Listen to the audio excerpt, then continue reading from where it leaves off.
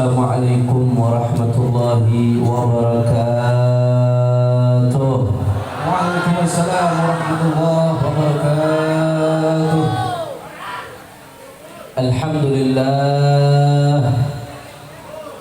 Alhamdulillahi rabbil alamin wa bihi nasta'in ala umuri dunya waddin. Allahumma fassalli wa sallim wa barik wa karrim wa majid wa azim ala sayyidina wa habibina wa syafi'ina wa nuri qulubina Muhammad sallallahu alaihi wasallam. Al-Fatih lima ughliqa wal khatim lima sabaq nasiril haqqi bil haqq wal hadi ila siratil mustaqim wa ala alihi wa sahbihi haqqa qadrihi wa miqdarihi al-azim ya fattahu ya alim. Amma ba'd. Para alim ulama, para kiai, para asatidz, para ajengan, para buya, para sesepuh, para tokoh masyarakat, wabil khusus orang tua kita, guru kita Al-Muhtaram wal Mukarram Ki Haji Mahmudin Syam. Begitu pula adik beliau Kiai Haji Wahyuddin Syam juga hadir di tengah-tengah kita. Ada Ki Komprang yang insyaallah nanti akan menyampaikan tausiahnya. Dan semuanya para kiai, para ulama, para asatidz, para tuan-tuan guru, tidak saya sebutkan satu persatu tanpa mengurangi rasa hormat dan ta'zim saya kepada beliau-beliau semua. Kita doakan mudah-mudahan para guru kita, masyayikh kita, kiai-kiai kita Allah panjangkan nomornya, Allah sehatkan badannya, Allah jaga zahir batinnya, Allah menangkan perjuangannya. Amin ya rabbal. Dan salam penghormatan yang paling istimewa saya hadiahkan kepada hadirin hadirat, muslimin muslimat, mukminin mukminat yang hadir pada malam hari ini. Semua angkat tangannya, kita minta sama Allah, mudah-mudahan tidaklah kita keluar dari tempat ini kecuali semua dosa kita diampuni oleh Allah, aib-aib kita ditutup oleh Allah, yang sakit Allah angkat penyakitnya, Allah sehatkan badannya, semua yang hadir dilapangkan rezekinya, diberkahi kehidupannya. Amin ya rabbal alamin. Ahibba'il kiram, pada malam hari ini alhamdulillah kita sama-sama berkumpul tidak lain dan tidak bukan dalam rangka memperingati Maulid Agung Baginda Nabi besar Muhammad sallallahu alaihi wasallam. Saudara, Nabi yang kita rayakan maulidnya pada malam hari ini adalah seorang al-insanul kamil, manusia yang sempurna. Saudara, Nabi kita sempurna di dalam berbagai aspeknya. Manusia yang lebih sempurna dari baginda Nabi besar Muhammad sallallahu alaihi wasallam. Di antara sekian kesempurnaan yang dimiliki oleh Nabi, kita punya Nabi, saudara, sempurna sebagai muallim, sebagai guru, pengajar, pendidik. Nggak ada guru, pengajar, pendidik yang lebih sempurna dari baginda Nabi Muhammad sallallahu alaihi wasallam. Saking sempurnanya kita punya Nabi sebagai pengajar, pendidik, guru. Sampai-sampai saudara, yang pertama Allah sendiri yang menyatakan dalam Al-Quran, faqala ta'ala a'udzu billahi minasyaitonir rajim, huwallazi ba'atsa fil ummiyina rasulan minhum yatlu 'alaihim ayatihi wa yuzakkihim wa yu'allimuhumul kitaba wal hikmah wa in kanu min qablu lafi dhalalin mubin. Shadaqallahul azim. Apa kata Allah Ta'ala, saudara? ketika Allah menggambarkan tentang diutusnya baginda Nabi Muhammad sallallahu alaihi wasallam, Allah mengatakan bahwasanya Nabi Muhammad diutus yatlu alaihim ayatihi, untuk membacakan ayat-ayatnya Allah. Wa yuzakkihim, Nabi Muhammad juga diutus untuk mensucikan umatnya. Kalau kita lihat sebagian tafsir menjelaskan ayyuzakkihim min danasil tiba', Nabi diutus untuk mensucikan umatnya dari karakter-karakter yang buruk supaya berubah menjadi baik. Wa yu'allimuhumul kitaba wal hikmah, dan Nabi diutus untuk ta'lim, mengajarkan kita Alkitab, Al-Quran, wal hikmah, ilmu yang bermanfaat, al-ilmu nafi'. Nabi diutus kepada kita buat mengajarkan supaya kita tahu mana yang baik, mana yang buruk, mana yang benar, mana yang salah, mana yang hak, mana yang batil. Untuk itu diutus Nabi besar Muhammad sallallahu alaihi wasallam. Kira-kira sampai sini jelas atau tidak? Terang ke. Makanya Nabi diutus sebagai pengajar, pendidik, guru, dan tidak ada guru, pengajar, pendidik yang lebih sempurna dari baginda Nabi besar Muhammad sallallahu alaihi wasallam. Yang kedua, saudara, di dalam hadis yang diriwayatkan oleh Imam Ibnu Majah dari sahabat Abdullah bin Amr bin Al-As radhiyallahu anhuma, ketika itu Pak Bu, Rasulullah sallallahu alaihi wasallam keluar dari rumahnya masuk ke dalam masjid, saudara. Begitu Nabi masuk ke dalam masjid, wajadah halaqatain, Nabi mendapatkan ada dua kelompok orang yang sedang berkumpul. Kelompok yang pertama yaqra'un al-Qur'an wa yad'un Allah. Kelompok yang pertama mereka baca Quran dan doa minta sama Allah. Saya mau tanya, orang kumpul baca Quran doa bagus enggak? Bagus.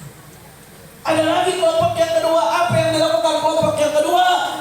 Mereka yata'allamun wa yu'allimun, menjalankan proses belajar mengajar, mengkaji ilmu warisannya baginda Nabi besar Muhammad sallallahu alaihi wasallam. Begitu Nabi masuk, Bapak Ibu, ke dalam masjid tadi, apa kata Nabi? Kata Nabi, kullun ala khair. Kata Nabi, dua-duanya perkumpulan ini bagus. Amma haula, adapun perkumpulan yang pertama, fayaqra'una al-Qur'an wa yad'una Allah.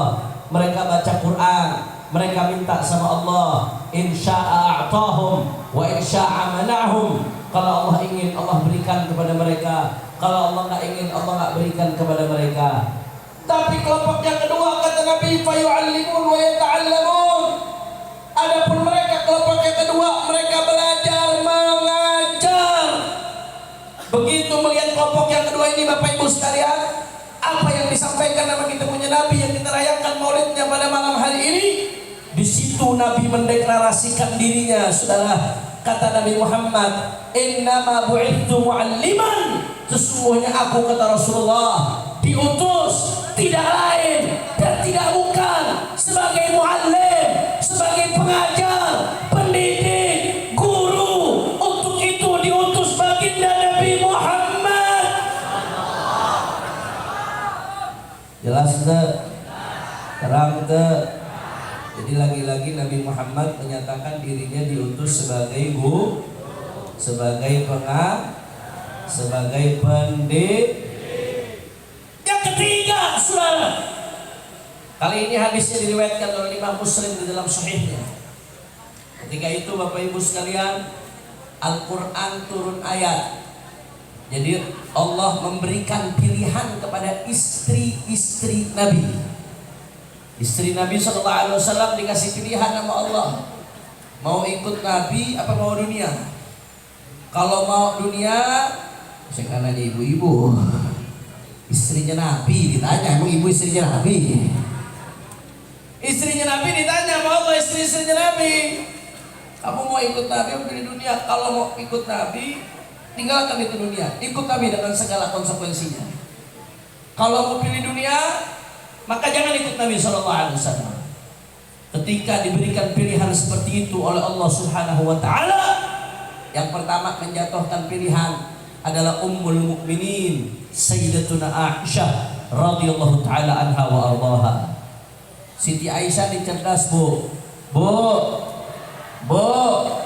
Siti Aisyah langsung menjatuhkan pilihan ikut Nabi. Tapi Siti Aisyah saking cerdasnya dan saking sayangnya sama Nabi, sampai-sampai Siti Aisyah ngomongnya, Rasulullah, tolong jangan kasih tahu istri-istri yang lain ya Rasulullah. Kalau aku milih kamu nih, jangan kasih tahu istri yang lain ya Rasulullah. Maksudnya supaya jangan ditiru.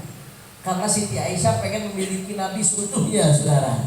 Saking cerdas dan cintanya Siti Aisyah kepada baginda Nabi besar Muhammad sallallahu alaihi wasallam. Mendengar jawaban tersebut dari Siti Aisyah, apa kata Nabi sallallahu alaihi wasallam? Inni lam ub'ats mu'annitan wala muta'annitan, walakin bu'ithu mu'alliman wa muyassira. Allahumma shalli ala Muhammad. Allahumma shalli ala Muhammad. Kata Rasulullah, ketahuilah aku tidak diutus mu'annitan untuk bikin orang susah, wala muta'annitan, kata Nabi, aku juga tidak diutus untuk mencari-cari kesalahan orang, walakin bu'ithu mu'alliman wa muyassira. Kata Nabi sallallahu alaihi wasallam, maksudnya Nabi mau ngasih pesan buat Siti Aisyah, kalau memang aku harus ngasih tahu ke istri-istri yang lain, tidak ada masalah, itu jadi kebaikan buat semua. Tapi menariknya, selanjutnya apa kata Nabi sallallahu alaihi wasallam? Walakinni bu'ithu mu'alliman wa muyassira. Akan tetapi aku, kata Rasulullah, diutus mu'alliman, sebagai guru, pengajar, pendidik, wa muyassira, dan Nabi diutus untuk bikin mudah umatnya baginda Nabi Muhammad. Lagi-lagi Nabi menyatakan dirinya diutus sebagai guru, pendidik, terang yang keempat, saudara, kita lanjutkan. Di dalam hadis lagi-lagi riwayat Sahih Muslim, bahwasanya saudara ada seorang sahabat namanya sahabat Muawiyah ibn Hakam As-Sulami radhiyallahu anhu. Sahabat Muawiyah ibn Hakam As-Sulami ini bermakmum, sholat jadi makmumnya Rasulullah SAW. Mungkin saat itu beliau masih belum ngerti beberapa hukum yang berkaitan dengan sholat, karena awal-awal Islam. Akhirnya apa yang terjadi, saudara? Ketika sahabat ini bermakmum kepada Rasulullah SAW, ada orang yang bersin. Orang Pandeglang tahu bersin? Bangkis kalau ternyata, saudara. Ada yang bersin. Dengar ada yang bersin. Beliau mengatakan, rahimakallah, yarhamukallah, mudah-mudahan kamu dirahmati oleh Allah. Ngomong ke orang yang bersin, padahal dia lagi sholat. Saya mau tanya, lagi sholat ngomong, boleh enggak? Nggak boleh, saudara. Nggak boleh lagi sholat ngomong. Kalau lagi sholat ngomong, batal enggak? Batal. Sholat itu lawan bicara hanya boleh dua, Allah dan Rasulullah SAW. Selain itu nggak boleh jadi mukhatab, saudara. Tapi ini sahabat mungkin nggak ngerti, nggak paham, masih baru-baru Islam. Akhirnya karena dia ngomong di dalam sholat, faramahul qawmu bi absarihim, sahabat-sahabat yang lain semuanya melirik ke arah dia, saudara. Maksudnya ngasih kode, jangan ngomong lagi sholat. Begitu dilirik sama sahabat-sahabat yang lainnya, bukannya diam, malah makin ngomong dia. Wa tukla ummiyah, ma balukum tanduruna ilayya. Gara-gara merasa dilihatin semua orang, ngomong lagi. Aduh, apes, katanya. Kenapa kalian semua ngeliatin saya? Jadi bukannya diem, malah ngomong lagi. Gara-gara dia ngomong lagi, sebagian sahabat gemes gregetan sampai fayadribu nabi afkhadihim, sampai sebagian sahabat mukul pahanya, ngasih kode, diam, jangan ngomong, lagi sholat, diam, ngasih kode seolah-olah seperti itu, saudara. Baru setelah itu beliau sadar, oh mereka kasih kode supaya saya nggak ngomong. Selesai sholat, saudara, akhirnya orang yang tadi ngomong ketika sholat, sahabat Muawiyah bin Hakam As-Sulami, dipanggil oleh Rasulullah sallallahu alaihi wasallam. Ketika dia dipanggil oleh Rasulullah sallallahu alaihi wasallam, akhirnya apa yang dikatakan Rasulullah? Dipikir dia akan diomelin sama Rasulullah, akan dibentak sama Rasulullah. Di bayangan dia akan diomelin sama Nabi, saudara. Tapi begitu dipanggil sama Nabi, Nabi dengan lemah lembut, dengan kasih sayang, dengan penuh cinta, kata Nabi, inna hadhihi shalah la yasul fiha syai' min kalamin nas, innama hiya tasbihun wa takbirun wa tilawatu Qur'anin. Kata Nabi dengan lemah lembut ke sahabatnya, sesungguhnya sholat ini nggak boleh bicara sama manusia. Sholat itu isinya tasbih, takbir. Sholat itu isinya baca Quran. Nggak boleh lagi sholat ngomong sama manusia. Saya mau tanya, Nabi ngasih nasihat ke sahabatnya indah atau tidak? Lembut atau tidak? Lembut, saudara. Dibayangkan akan diomelin sama Nabi, tapi Nabi dengan lemah lembut ngasih nasihat ke sahabatnya, diajarin ke sahabatnya, saudara. Begitu melihat kelembutan Rasulullah sallallahu alaihi wasallam, terpana ini sahabat, terpesona dengan kelembutan dan keindahan cara ngajar Nabi. Apa kata dia, saudara? Wallahi ma ra'aitu mu'alliman qablahu wala ba'dahu ahsana ta'liman min Rasulillah sallallahu alaihi wasallam, ma kaharani wala syatamani wala darabani. Kata sahabat tadi, demi Allah, aku nggak pernah melihat ada satu guru pun yang cara ngajarnya lebih bagus dari Nabi Muhammad. Nggak ada satu pendidik pun yang pendidikannya lebih bagus dari Nabi Muhammad. Maka hari Nabi Muhammad gak bentak saya, wala syatamani, Nabi Muhammad gak menghina saya, wala darabani, Nabi Muhammad gak mukul saya. Allahumma salli ala Muhammad. Allah, saya mau tanya, jawab lagi yang kompak. Kalau begitu Nabi Muhammad sebagai guru sempurna atau tidak? Kurang semangat orang pandai gelang ini. Saya lagi kurang sehat aja suaranya semangat. Masa orang pandai gelang lebih sempurna? Nabi Muhammad sebagai guru sempurna enggak? Nabi Muhammad sebagai pendidik sempurna enggak? Nabi Muhammad sebagai pengajar sempurna tidak? Apa ada guru yang lebih hebat dari Nabi? Apa ada pengajar yang lebih hebat dari Nabi? Apa ada pendidik yang lebih hebat dari Nabi? Sallu ala Nabi.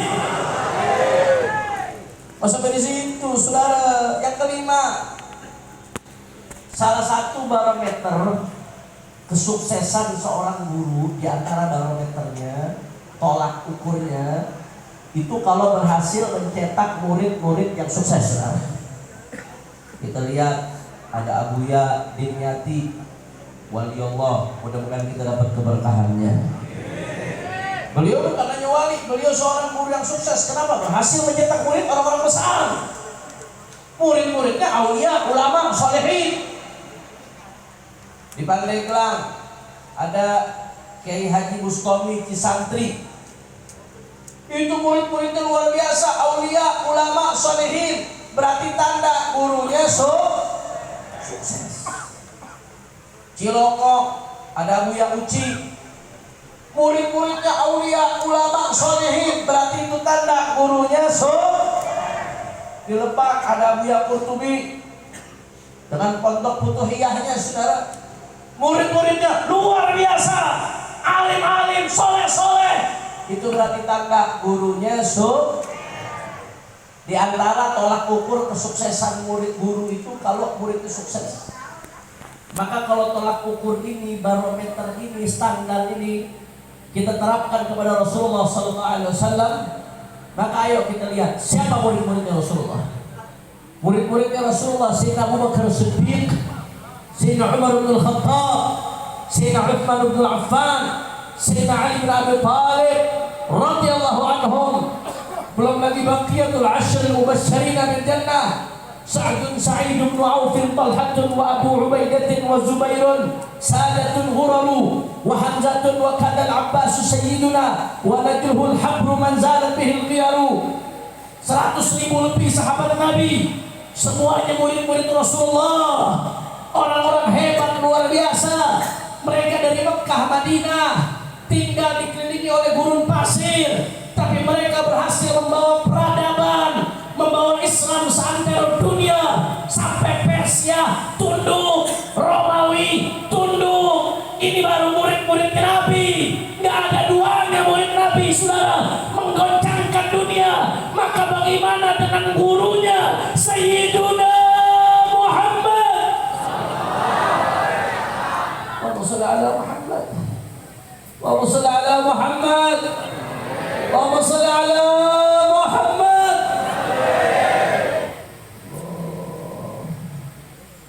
Ada duanya, saudara. Kalau kita mau belajar kesempurnaan Nabi sebagai seorang guru, ini baru satu nih, kita belum bicara kesempurnaan Nabi dalam hal-hal lain. Baru sebagai seorang guru, saudara, gak akan selesai. Jangankan 1-2 jam, sehari, 2 hari, seminggu, 2 minggu gak selesai.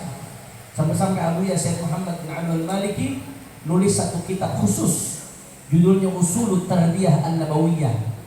Yang panjang lebar di situ beliau bicara tentang metodologi dan pondasi-pondasi pendidikan dari baginda Nabi Muhammad sallallahu alaihi wasallam.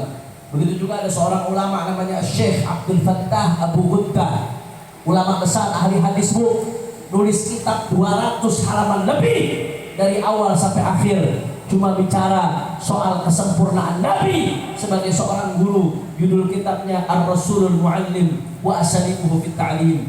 Luar biasa sempurna kita punya Nabi, saudara, sebagai guru, pendidik, pengajar. Ini baru satu hal tentang Nabi yang kita bicarakan, yang kita rayakan maulidnya pada malam hari ini. Belum bicara soal aspek-aspek lain, belum bicara soal ketampanan Nabi, belum bicara soal kepintaran Nabi, belum bicara soal keberanian Nabi, belum bicara soal kesabaran Nabi.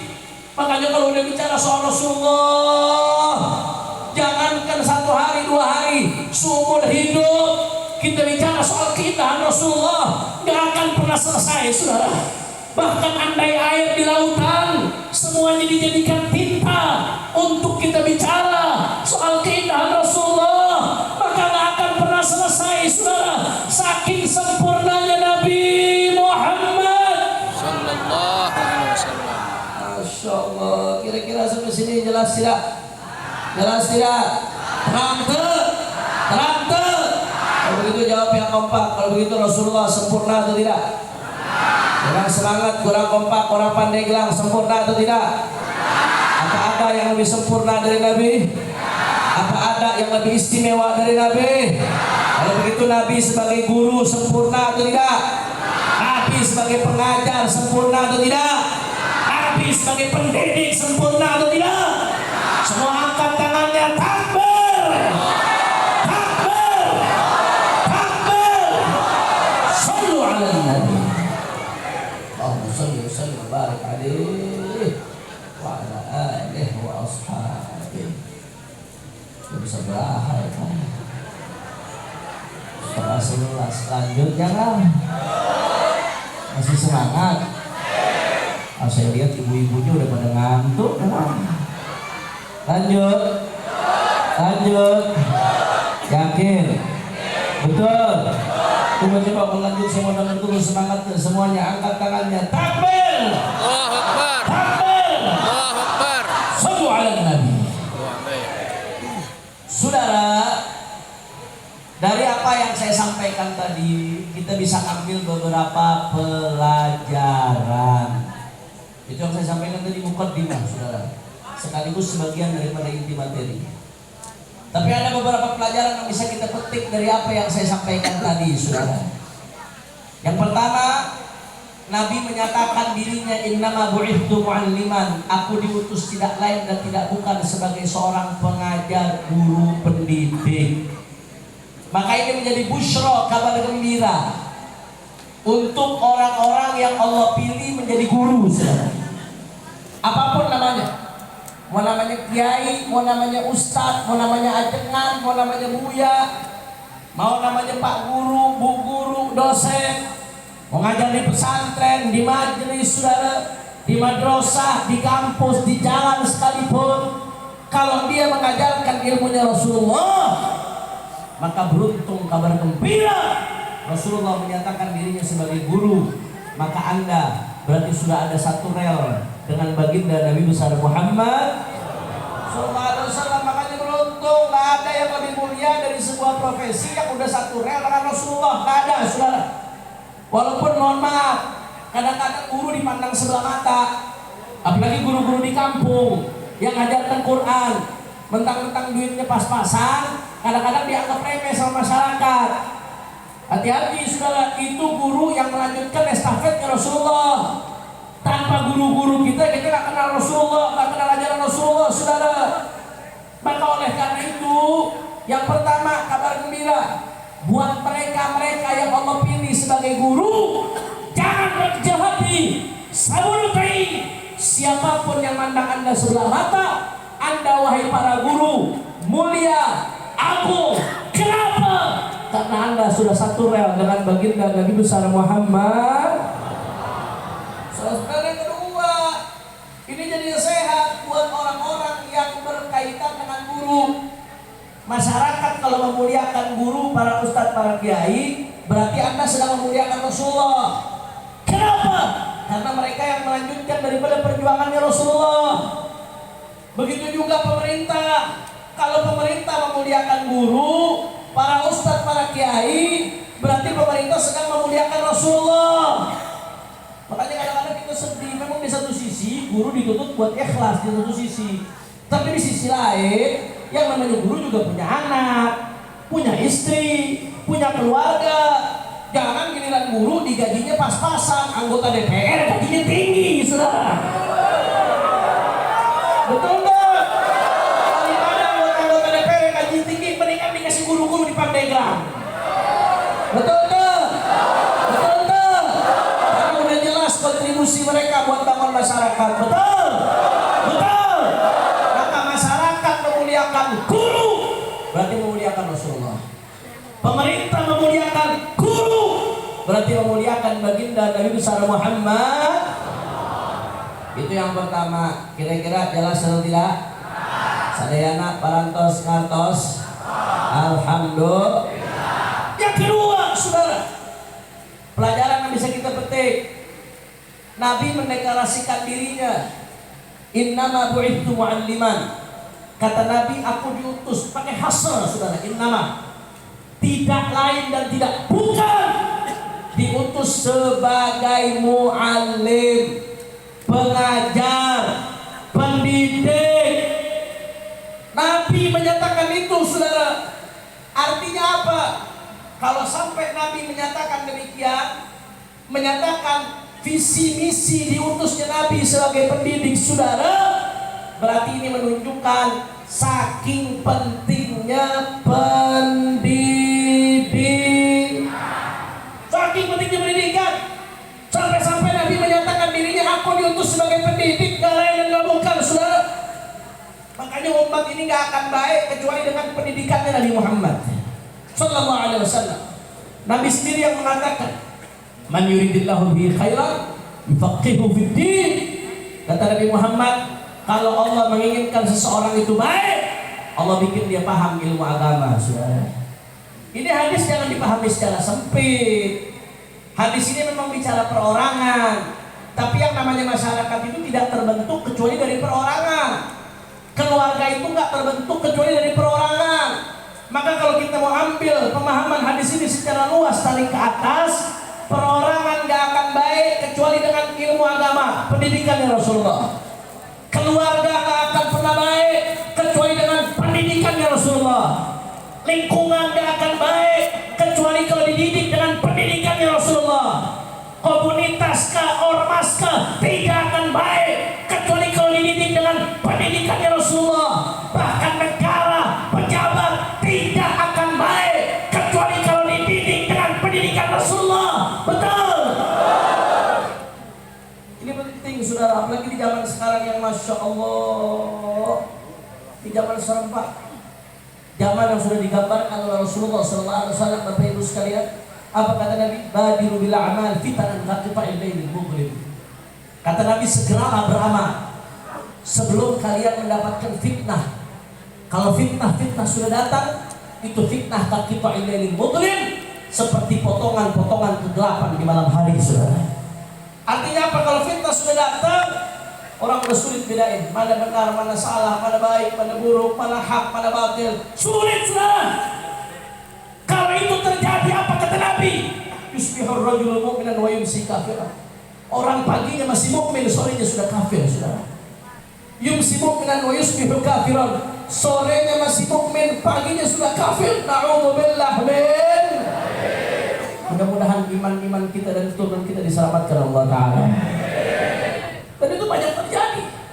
Berapa banyak orang Pak sekarang pagi imannya masih mantap, lihat media sosial, ada video-video yang menanamkan keraguan dalam hatinya, sore imannya sudah goyang, saudara. Dan itu banyak terjadi zaman sekarang. Kita semua pengen selamat dari fitnah, supaya bisa selamat dunia akhirat, betul? Kita pengen selamat. Bagaimana caranya supaya selamat? Kata para ulama, wala yaslam fiha illa man ahyallahu qalbahu binuril ilm. Kalau fitnah sudah terjadi, tidak akan selamat kecuali orang-orang yang Allah hidupkan hatinya dengan cahaya ilmu, saudara. Makanya pengen selamat di akhir zaman, gak ada cara lain, harus dekat dengan ilmunya Rasulullah. Kalau gak dekat dengan ilmunya Rasulullah, bagaimana mau selamat? Kalau nggak tahu mana yang hak, mana yang batil, mana yang benar, mana yang salah, mana yang halal, mana yang haram, bagaimana mau selamat? Maka jangan maulid cuma dijadikan acara seremonial, kumpul-kumpul maulid Nabi, setelah itu bubar, selesai. Maulid Nabi ini harus jadi tempat untuk membangkitkan spirit pendidikannya Rasulullah, supaya kita, diri kita, keluarga kita bisa selamat di zaman yang rusak ini, sudah. Makanya saya mau ngasih oleh-oleh buat orang Pandeglang. Orang Pandeglang mau nggak oleh-oleh? Mau oleh-oleh? Kalau pengen selamat, supaya kita dapat ilmunya Rasulullah, maka di setiap keluarga jangan lepas dari salah satu dari 4M, saudara. Di setiap keluarga harus ada salah satu dari 4. Berapa M? Berapa M? Bukan 4 miliar, Ibu, ya. Salah satu dari 4M. Ini kunci supaya selamat di akhir zaman. Apa yang salah satu dari 4M? Yang pertama, mondok. Yang pertama, orang kompak, orang Pandeglang. Bu, M yang pertama apa? Orang kompak di sini. Yang pertama, semuanya. Yang pertama, mondok. Udah paling aman, udah zaman sekarang anak masukin ke pondok pesantren. Betul tidak? Jawab yang jujur nih, semua yang ada di sini. Anak kita kalau di rumah, nggak di pesantren, di rumah, setiap hari kerjaannya megang apa? Orang kompak, megang apa? Bangun tidur yang dipegang, mau sholat yang dipegang, selesai sholat yang dipegang, duduk sama orang tua yang dipegang, duduk sama guru yang dipegang, mau makan megang sendok aku, masa makan megang HP. HP lu 24 jam anak kita megang HP, betul? Bahkan ada survei menunjukkan Indonesia ini termasuk negara yang penduduknya paling banyak menggunakan HP di dunia. Jadi penggunaan HP, durasinya, waktu penggunaan HP-nya terlama diantaranya di dunia Indonesia, saudara. Orang Indonesia itu rata-rata itu megang HP 7-8 jam per hari. Anda bayangkan tuh kalau megang Quran 7-8 jam per hari, bisa terbang ini semuanya, saudara. Jadi wali semua. Ini rata-rata 7-8 jam per hari. Ini rata-rata, belum yang main Free Fire, belum yang main Mobile Legends, saudara. Belum yang main judi online, saudara. 7-8 jam per hari. Bapak Ibu bisa bayangkan anak-anak kita 7-8 jam per hari megang HP. Padahal anak ngobrol sama orang tuanya setengah jam aja nggak sehari, saudara. Betul tidak? Badannya anak ada di hadapan guru, tapi otaknya ada di HP. Yang membentuk anak, yang mengajarkan anak bukan lagi gurunya, bukan lagi ayahnya, bukan lagi ibunya, tapi yang mengajarkan anak-anak kita kita saat ini, Facebook, Twitter, Instagram, YouTube, betul nggak? Betul nggak? Bayangkan Bapak Ibu sekalian, anak-anak kita sekarang di masa pertumbuhan, otaknya, akalnya, pikirannya bukan lagi dibentuk oleh orang tuanya, bukan lagi dibentuk oleh gurunya, tapi dibentuk oleh media sosial. Betul?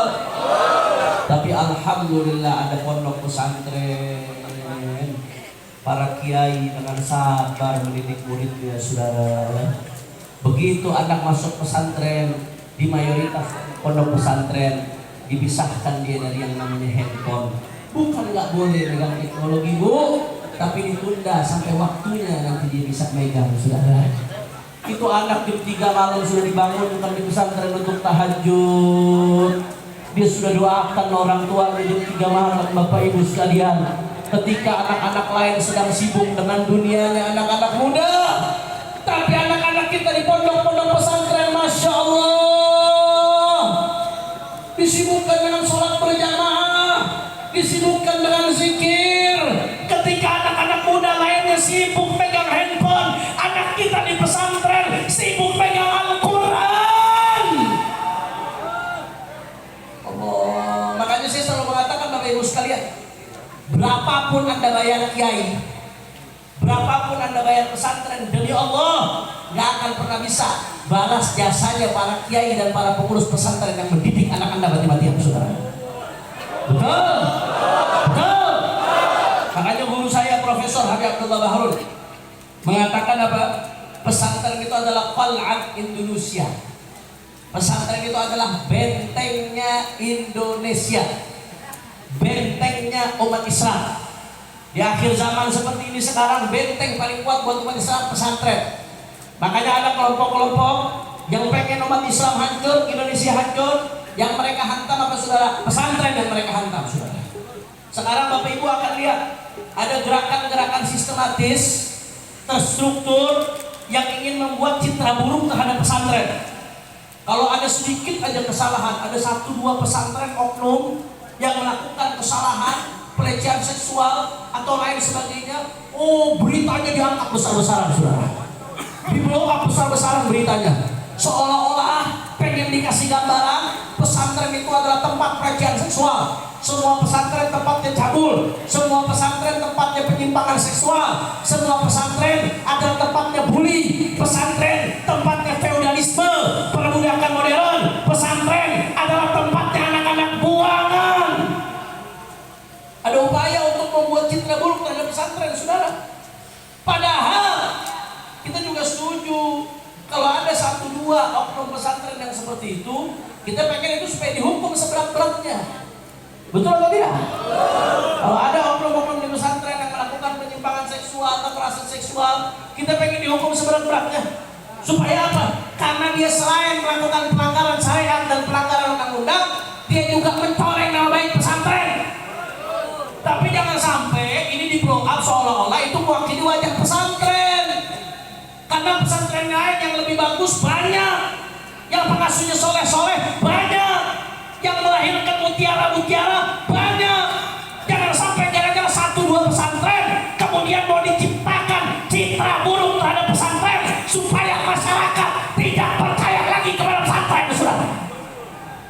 Saya mau tanya, jawab yang jujur, ini gerakan untuk membuat citra buruk kepada pesantren, bahaya atau tidak? Bahaya atau tidak? Lawan atau jangan? Lawan atau jangan? Makanya saudara, saya kurang lebih sekitar 2 bulan lalu menemani Imam Besar Al-Habib Rizik Syihab, mudah-mudahan beliau dijaga oleh Allah Subhanahu wa taala. Kami melakukan pertemuan dengan Bapak Menteri Agama Republik Indonesia, Bapak Profesor Dr. Nasaruddin Umar. Seminggu berikutnya saya ketemu Menteri Agama lagi bersama guru saya, Profesor Habib Abdullah Baharun, Rektor Al-Hakam University. Ketemu lagi dengan Menteri Agama.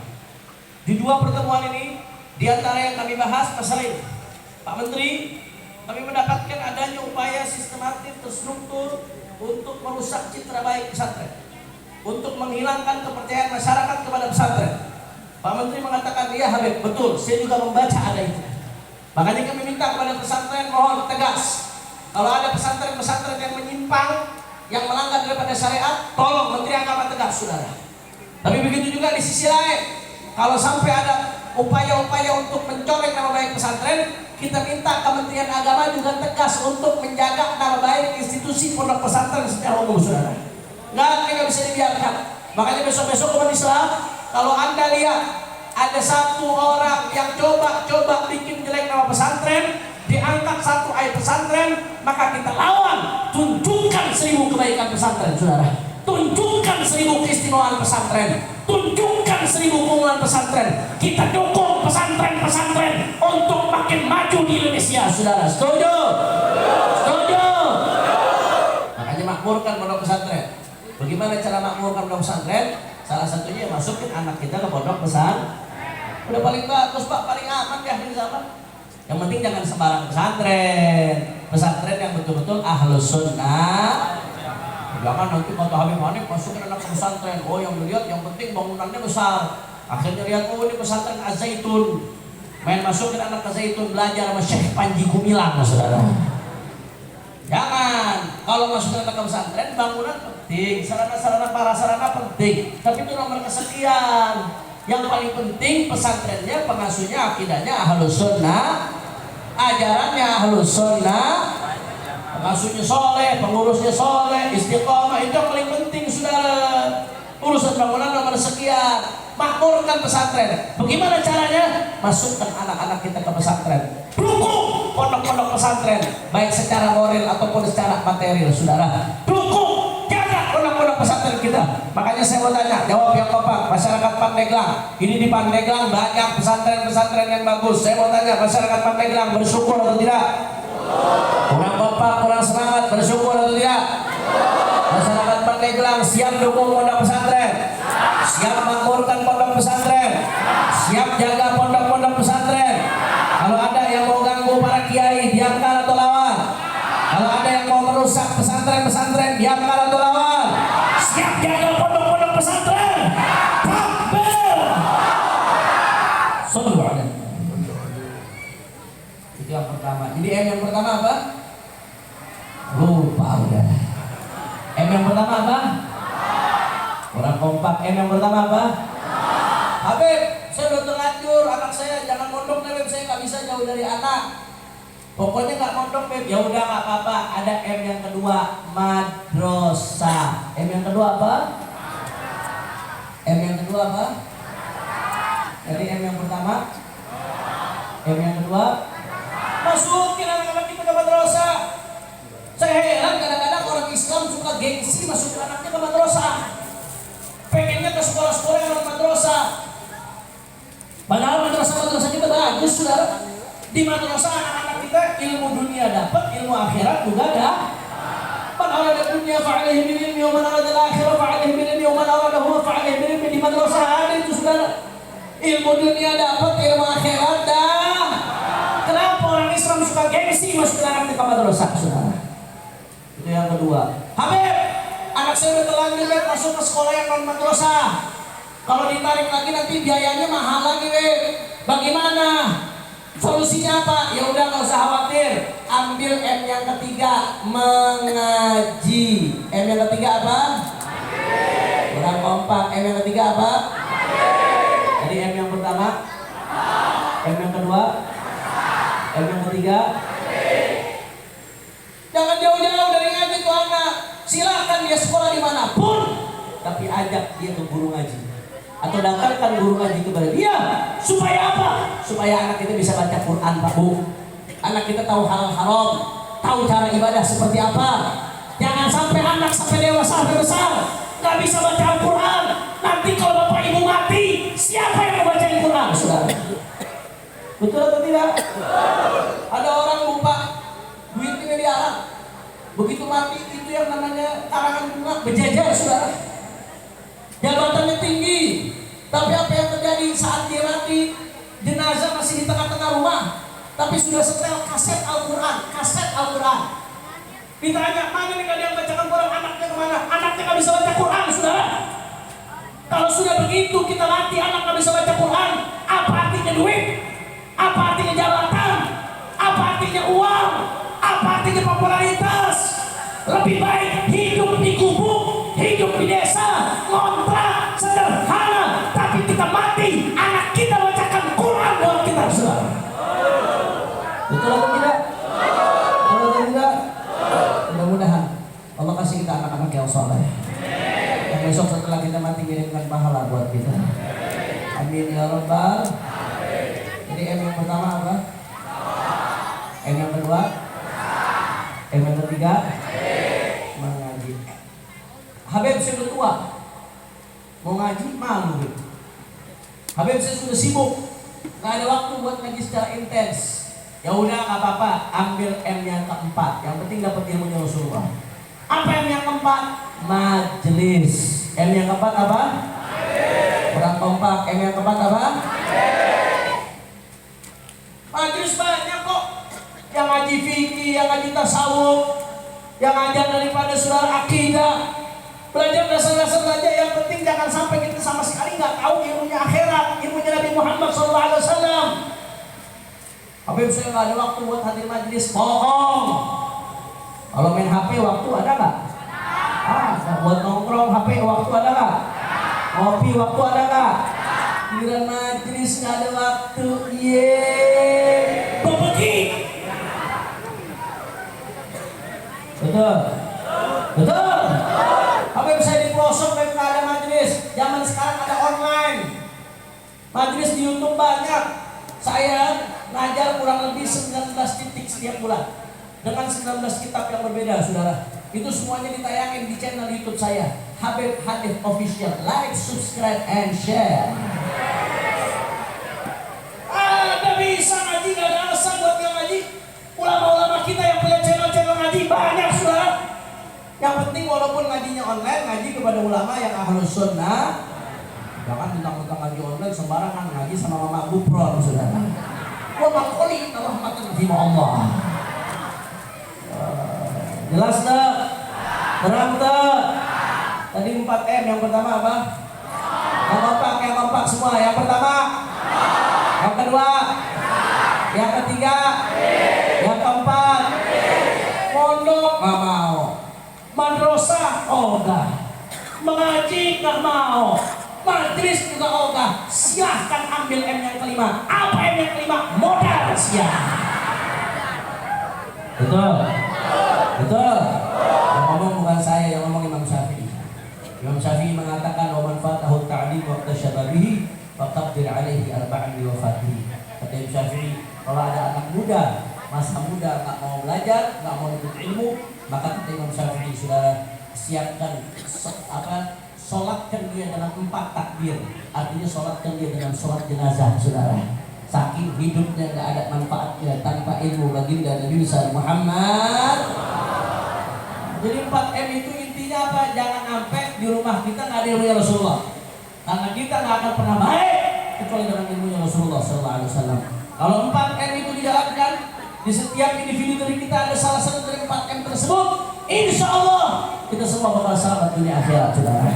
Ayo, dengan semangat maulid Nabi, hidupkan pendidikan dari Rasulullah. Mulai dari diri kita sendiri, lanjut ke keluarga kita, lanjut ke lingkungan kita, lanjut ke masyarakat kita, lanjut ke komunitas kita, sampai ke tingkat negara. Hidupkan pendidikan dan ilmunya baginda Nabi besar Muhammad. Ayo jawab yang kompak, pandai gelar terakhir, semua jawab yang kompak. Siap untuk bersatu, siap jaga pondok pesantren, siap hidupkan madrasah-madrasah, siap ngaji, siap hidupkan majelis-majelis ta'lim, siap jaga para kiai, siap jaga para habaib. Semua angkat tangannya, takbir, takbir, takbir. Sallu ala Rasulullah. Terakhir, saudara, terakhir saya ingin sampaikan informasi perjuangan.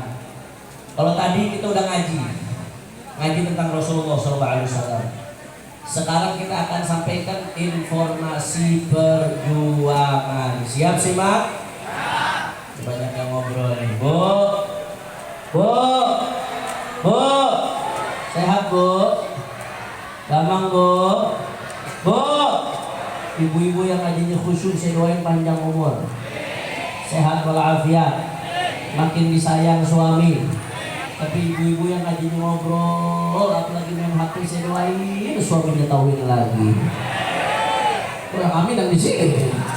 Bahaya ini. Lanjut. Perhatikan baik-baik.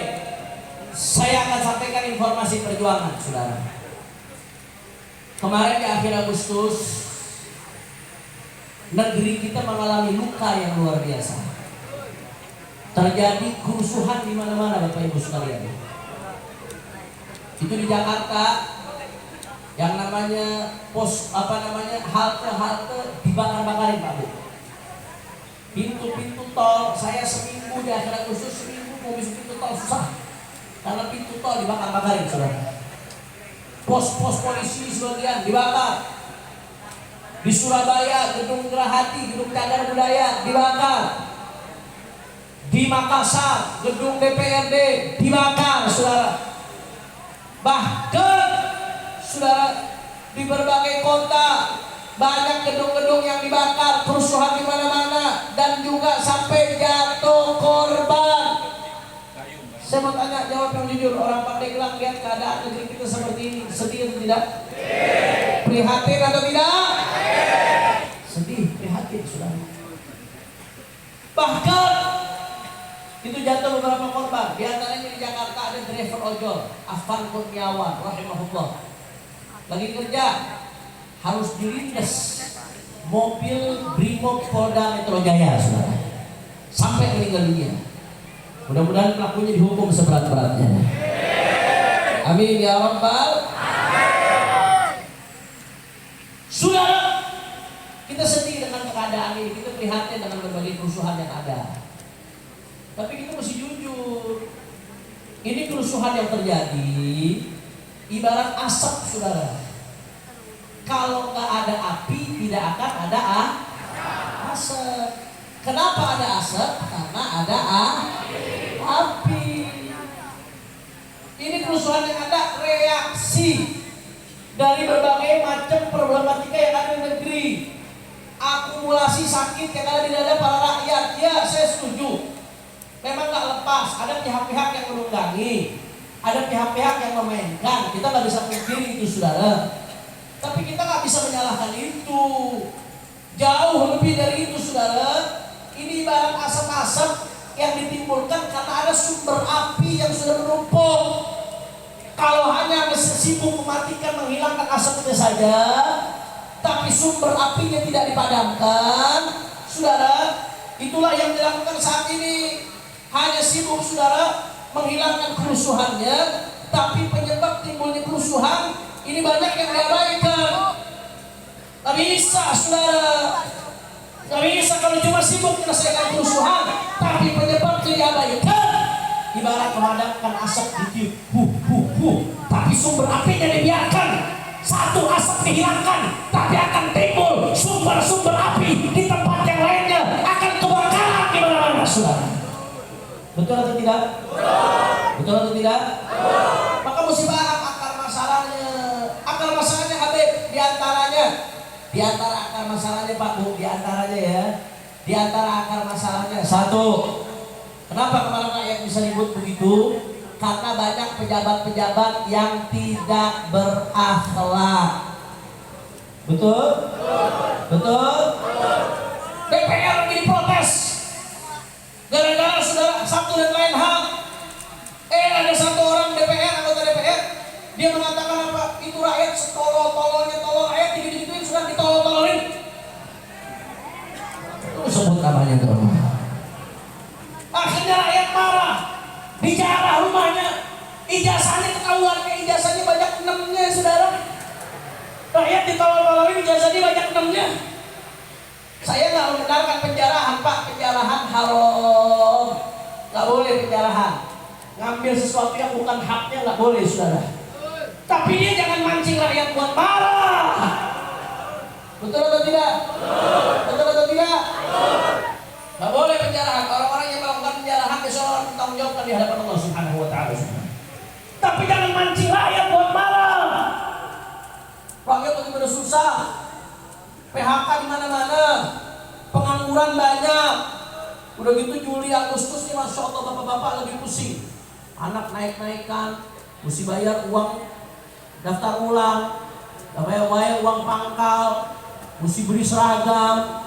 Belum lagi ibu-ibu yang ngerong-ngerong minta sama suaminya skincare udah habis, saudara. Bapak-bapak lagi pusing, rakyat lagi pusing. Tahu-tahu anggota DPR selesai sidang joget-joget, saudara. Masya Allah, kamu ini digaji sama rakyat. Kursi yang kamu duduki dibeli dengan duit rakyat. Gedung DPR listriknya pakai duit rakyat. Gaji kamu setiap bulan pakai duit rakyat. Kenapa kamu joget-joget di atas penderitaan rakyat? Betul atau tidak? Betul atau tidak? Ada rakyat ngamuk, saudara. Udah gitu diprotes, jangan joget-joget. Ada yang diledek pakai parodi Sonhorek, saudara. Masya Allah, pantas budak sering dengerin Sonhorek, saudara. Kacau tidak? Kacau tidak? Sampai di situ, saudara. Belum lagi banyak masalah-masalah yang lain. Belum lagi korupsi yang makin menggila di mana-mana, saudara.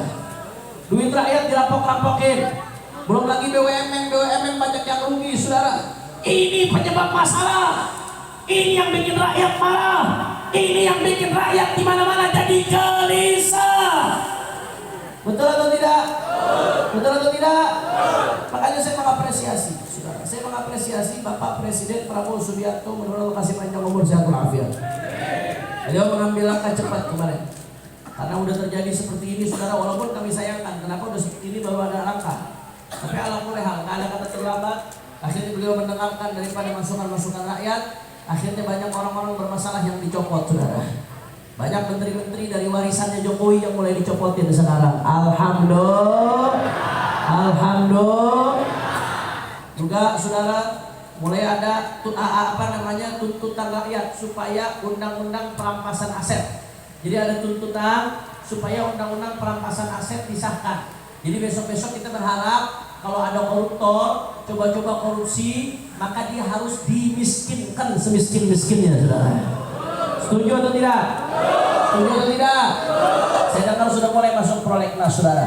Begitu juga polisi banyak bermasalah nih, saudara. Mulai dari kasus KM 50 sampai sekarang kasus KM 50 belum selesai. 6 nyawa melayang dengan cara keji, difitnah lagi, saudara. Biadab. Belum lagi masalah-masalah lain, saudara, yang disebabkan oleh kepolisian. Sekarang kami dengar Presiden mengambil langkah untuk melakukan reformasi kepolisian. Bagus atau tidak? Bagus atau tidak? Presiden mau merombak, mau melakukan reformasi, mau mengevaluasi kepolisian. Bagus atau tidak? Dukung atau jangan? Makanya saudara, kita ulama umat bukan musuh pemerintah, bukan. Kita ulama umat, tugas kita kalau ada program pemerintah yang bagus, kita dukung, kita support. Wajib kita berikan dukungan, saudara. Tapi kalau ada apa-apa yang dilakukan pemerintah melenceng atau zalim atau melanggar syariat, tugas ulama bersama umat amar ma'ruf nahi munkar. Tak boleh ulama diam, saudara. Ulama nggak boleh diam, enggak. Ulama harus terus melanjutkan amar ma'ruf nahi munkar. Dan kalau ada yang baik dari pemerintah, wajib kita support, wajib kita dukung, wajib untuk kita bela, saudara. Betul? Betul? Nggak bisa, saudara. Makanya kemarin Imam Besar Habib Rizik Syihab, ketika terjadi kerusuhan, ditanya beliau, bagaimana Habib? Apakah kita bergerak atau seperti apa? Kata beliau, tunggu, sabar. Kata beliau, umat jangan bergerak kecuali kalau ada komando ulama, saudara. Sabar. Karena ulama ini kalau mau nyuruh bergerak ada pertimbangannya. Harus jelas arahnya kemana, cara bergeraknya seperti apa, sesuai syariat atau tidak, sesuai akhlak atau tidak, goalnya apa yang ingin dicapai, mesti jelas semuanya, saudara. Itu bergerakan ulama. Makanya Imam Besar kasih pesan, kalau bergerak tunggu komando ulama. Tunggu komando ulama, kata beliau. Jangan kita sembarangan akhirnya bergerak, gak taunya gerakannya mau numbangin presiden. Kalau Presiden Prabowo ditumbangin, wakilnya Gibran naik, saudara, nanti makin kacau bisa-bisa, saudara. Betul atau tidak?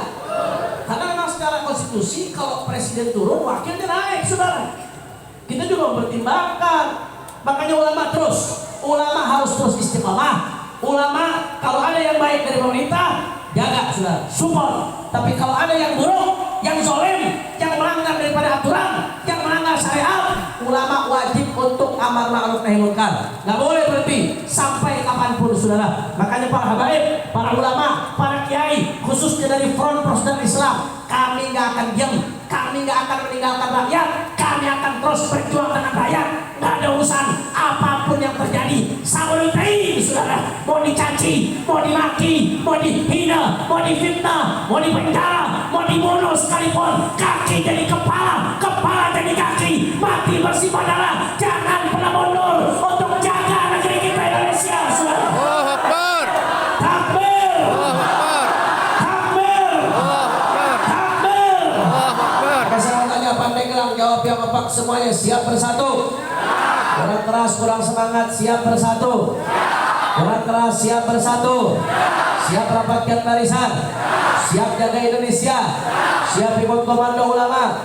Kalau ulama bilang sabar, siap sabar. Kalau ulama bilang tahan, siap tahan. Kalau ulama bilang maju, siap maju. Kalau ulama bilang bergerak, siap bergerak. Siap jaga Indonesia. Kalau ada yang mau merusak Indonesia, diamkan atau lawan. Kalau ada yang mau mengacak-acak Indonesia, diamkan atau lawan. Siap jaga negeri kita. Semua Pandeglang angkat tangannya, semua Allahu Akbar. Allahu Akbar. Allahu Akbar. Allahu Akbar. Allahu Akbar. Allahu Akbar. Sallu ala Nabi. Bang, ayo sama-sama. Terakhir kita baca sholawat, saudara. Mudah-mudahan barokah sholawat. Mudah-mudahan negeri kita dijaga oleh Allah Ta'ala.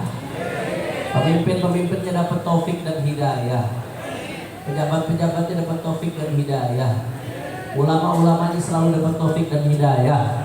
Umatnya dapat taufik dan hidayah. Dan kita doain juga mudah-mudahan barokah sholawat. Yang punya hajat Allah kabul hajatnya. Semua yang hadir yang punya hajat berkat Rasulullah, Allah kabul hajatnya. Yang sakit Allah sembuhkan penyakitnya. Penyakit zahir, penyakit batin disembuhkan oleh Allah. Yang punya dosa diampuni dosanya. Yang punya hutang lunas hutangnya. Yang punya masalah selesai masalahnya. Yang hatinya sedang sulit disenangkan oleh Allah. Yang masih suka maksiat jadi ahli taat. Amin ya rabbal. Dan kita doain juga mudah-mudahan barokah sholawat saudara-saudara kita di Palestina yang sampai hari ini masih terus dibantai, saudara. Sampai detik ini, saudara. Saudara-saudara kita di Gaza terus mengalami pembantaian. Mulai dari pembantaian dengan senjata sampai pembantaian dengan cara membuat mereka mati kelaparan, saudara. Ditutup itu sumber-sumber makanan masuk. Kita doakan mudah-mudahan dengan kekuatan sholawat Palestina merdeka. Amin. Amin. Amin. Mudah-mudahan Palestina merdeka. Amin. Israel hancur. Amin. Israel hancur. Amin. Amerika hancur. Amin. Palestina merdeka. Amin. Amin ya Rabbal. Hadroh ikut, tapi backing vokal jangan ada yang ikut. Biar jamaah yang jadi backing vokal. Siap goncangkan Pandeglang dengan sholawat. Orang semangat, siap goncangkan Pandeglang dengan sholawat. Semuanya, semua keluarkan suaranya, kita sholawat sama Nabi Sallallahu Alaihi Wasallam.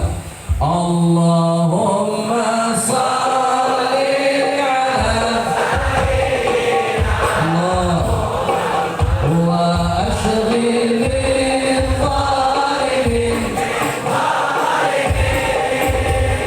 Allah